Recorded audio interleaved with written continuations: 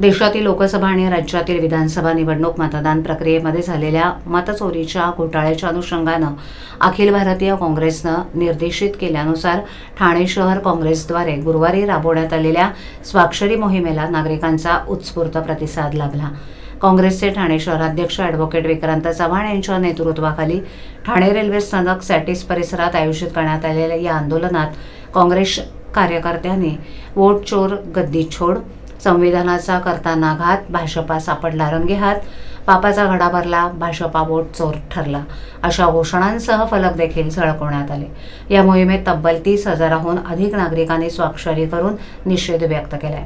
काँग्रेसचे ज्येष्ठ नेते खासदार राहुल गांधी यांनी मतदार यादीमध्ये मोठ्या प्रमाणावर झालेले घोटाळे ठोस पुराव्यांसह उजेडात आणलेत। अगदी काल परवा शिवसेनेचे आदित्य ठाकरे आणि मनसेनंही मतचोरीचा पर्दाफाश केला। या पार्श्वभूमीवर मतदानाचा टक्का वाढवण्याकरता केलेली मतचोरी आणि त्यात निवडणूक आयोग आणि भाजपाच्या कथित भूमिकेचा निषेध करण्यासाठी ठाणे शहर काँग्रेस कमिटीच्या वतीनं सॅटिस पुलाखाली स्वाक्षरी मोहीम राबवण्यात आली।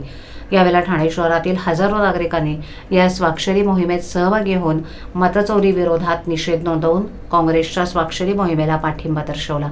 अखिल भारतीय काँग्रेसचे प्रभारी मल्लिकार्जुन खरगे, महाराष्ट्राचे प्रदेशाध्यक्ष हर्षवर्धन सकपाळ यांच्या निर्देशानुसार ठाणे शहर काँग्रेसचे अध्यक्ष विक्रांत चव्हाण यांच्या नेतृत्वाखाली पार पडलेल्या या आंदोलनाच्या यशस्वीततेसाठी कोपरी पाचपाखडी मतदारसंघाचे प्रभारी चंद्रकांत दादा पाटील, ठाणे शहर मतदारसंघाचे प्रभारी श्रीरंग बर्गे, काँग्रेसचे प्रवक्ते हिंदूराव गळवे, प्रदेश प्रतिनिधी निशिकांत कोळे, उपाध्यक्ष महेंद्र म्हात्रे, सरचिटणीस दीपक ठक्कर, निलेश शेणकर, ब्लॉक अध्यक्ष निलेश पाटील, राजू शेट्टी, बाबू यादव, शिरीष घरत, महिला अध्यक्ष स्मिता वैती, भालचंद्र महाडिक, श्रीकांत माने, संगीता कोटल आणि अंजली मयेकर इत्यादींसह अनेक पदाधिकारी आणि कार्यकर्त्यांनी मेहनत घेतली।